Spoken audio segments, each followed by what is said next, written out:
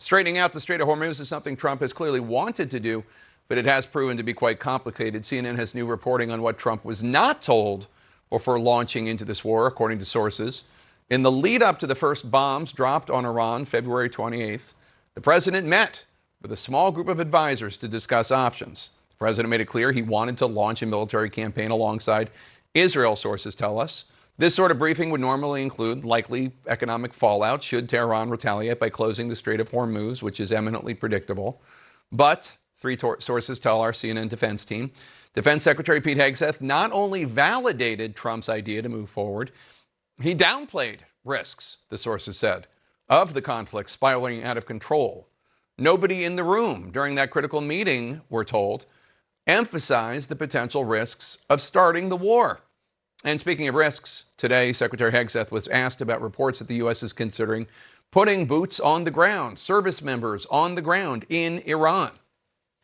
Our adversary right now thinks there are 15 different ways we could come at them with boots on the ground. And guess what? There are. The point is to be unpredictable in that. Certainly not let anybody know what you're willing to do or not do. Be unpredictable. This all comes as the chairman of the Joint Chiefs of Staff today told the American people that the U.S. military has begun flying B-52 bombers over Iranian territory for the first time since the war began. This would suggest that Iran's air defenses have been quite significantly degraded.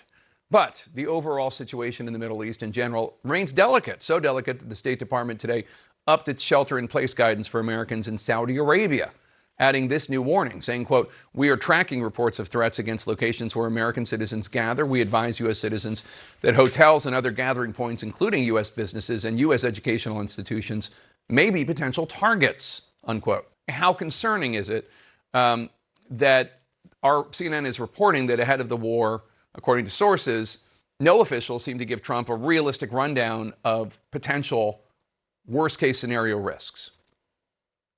Well, it's very concerning. I'm surprised that if the chairman was in the room, again, I've known Chairman Kane for decades now, and the military senior advisor to the president is responsible for laying out options and laying out the risks to each one of those options. And as it's been reported extensively, the holding the Strait of Hormuz at risk by Iran in any type of action against Iran has always been part of the core analysis in terms of threats to any type of operation. So I'd be surprised if the military didn't. I can't speak for Secretary Hegseth or whoever else was in the room, though. Let's do a good news, bad news from the war front. Good news, B-52s are now flying over Iran. What does that suggest to you? Well, it certainly reinforces air supremacy. I mean, there's obviously no stealth to a B-52, flying over enemy airspace. And then the other thing that I caught very interesting today when the chairman was briefing was the number of dynamic targets that are taking place each air tasking order cycle or each 24-hour period. That definitely tells me that the long target list that CENTCOM has been working against since the outset of the campaign on 27, 28 February, it's not exhaustive because they are doing a lot of reattacks, but they are getting opportunities to go after actual launch locations as they find them through real-time intelligence. So that was pretty telling to me as I was listening to the briefing today. Interesting. So that's the good news. Here's the bad news. Spain, France, Italy are now putting serious restrictions on the ability of the U.S. to use their bases, to use their airspace. What do you make of that? Well, none of that's helpful, obviously. And the fracture that's taken place, with the NATO alliance and just our European, partners writ large is concerning. We didn't communicate to the degree that we have done in previous combat operations or long-standing conflicts before going into them with our allies, and I think this is a result of that. We certainly need to have basing basing locations. It helps with really the agility and the geometry as you build a military campaign. So none of that is helpful, and it makes frankly the job a lot more difficult, and it puts aircraft that we could otherwise put on the European continent at risk. Having them in Saudi Arabia, like we saw over last weekend when those were struck by ballistic missiles from Tehran. It now seems quite possible from Wall Street Journal reporting and from President Trump's own public statements that the U.S. might look at the fact that the missile program has been destroyed. Many of the missiles have been destroyed. The Iranian Navy has been destroyed. The Iranian Air Force severely degraded. The regime in shambles, and say, okay, we're done, declare victory, with the Strait of Hormuz remaining basically kidnapped, held hostage by Iran. Can the U.S. do that? It seems, can the U.S. do that? They can for a short period of time, I would say. But, we have the Fifth Fleet that sits in Bahrain. We have naval vessels that, are up in the Persian Gulf and have been for decades in transit the Gulf. We have, while we're not as strategically reliant on the resources that come out of the Persian Gulf, certainly we are still reliant, maybe not to the degree that, so many other in the world, particularly East Asia and the Indo-Pacific are. But I don't think I was surprised by that, kind of the walk away, what came out on Truth Social earlier today. I understand that certainly the European allies and certainly all of our Gulf nation allies need to make sure that commerce can flow freely. But it's going to be much more difficult if the United States does not really lead that effort to reopen the strait. He says, quote, the upcoming days will be decisive. General, from a military perspective, what is he likely referencing here? I think the first part of that statement refers indirectly to the president's threat to obliterate much of the infrastructure within Iran on or after April the 6th. Now, whether there's a surprise coming up in the next few days, beginning of April, nobody really knows. We do have information repeated by some of your contributors that the Marines in the USS Tripoli, 1,800 of them plus support elements, are situated outside the Strait of Hormuz. Whether that destination of that amphibious force, which will be reinforced by another Marine Expeditionary Unit coming from San Diego, plus the 82nd Airborne, whether that means the actual discussed attack on Karj Island, we don't know, but that is a potentiality. That and or use of special forces and increased bombardment. Well, this morning, President Trump also scolded U.S. allies for not helping to keep the oil flowing through the Strait of Hormuz. Secretary Hegseth was asked if the U.S. is still committed to NATO and its collective defense, and here's what he had to say.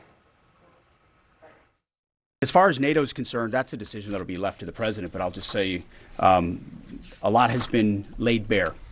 A lot has been shown to the world about what our allies would be willing to do for the United States of America when we undertake an effort of this scope on behalf of the free world. These are missiles that don't even range the United States of America. They range allies and others. And yet when we ask for additional assistance or simple access basing and overflight, we get questions or roadblocks or hesitations. And of course, a backdrop of that is several U.S. allies saying this is not our war and not letting U.S. military planes land and so forth. What do you think the administration is signaling overall here? Well, we have our allies, as you suggested, who have complained loudly and vigorously that they were not consulted regarding our commencement of this war campaign against Iran. I think within their citadels of power, they are concerned about the consequences of becoming too closely associated with the United States. And then you couple that with a concern, and this concern is based upon statements made by President Trump that indeed the Straits of Hormuz might not be a critical objective on the part of American forces, and that we might, based upon conditions that could be realized in the next couple of days, decide that we have accomplished our objectives, backed off. But then instantaneously, what that does is it throws the burden of clearing the Straits of Hormuz onto those who have the greatest need for the resources that are coming through the Persian Gulf. And those countries that have the greatest need, both on the east with Japan and as well in Western Europe, are NATO allies. that is going to be their problem. So you could argue that it is to our NATO allies' best interest right now to participate with us, because if we back away, if the United States backs away, then that problem becomes insurmountable. It will either be armed conflict or perhaps more likely the imposition of huge tariffs by Iran on any ships that seek passage through the Straits of Hormuz, many of which are flagged or associated with our Western NATO allies. How much leverage does Iran have right now when it comes to the Strait of Hormuz? And are you surprised at all by how Iran is able to wield that leverage in this war? Gosh, you gave me a simple one. No, partly because this is not the first time that this has occurred. Certainly, if we reach back, 40 years or so, in the 1980 to 88 Iran-Iraq war, the exact same thing took place. The Iranians did not have much of a military force at that time against Iraq. At that time, Iraq was an ally of the United States. And as an asymmetric defense activity, the Iranians then decided to attack cargo ships, oil ships within the Persian Gulf. That was one powerful strategy. The U.S. joined into that conflict to provide ship escort, but that is extremely dangerous, and equally the challenge that might percolate, and that is over on the Red Sea, which is a discussion we could have regarding the Houthis and the Houthis' relationship with the Iranians, and whether there's going to be some synergistic effort between the Houthis and the Red Sea and the Iranians on the Persian Gulf to really shut down all petroleum commerce in this area of this part of the world. So it sounds like what you're saying is they have a lot of leverage right now. You bet.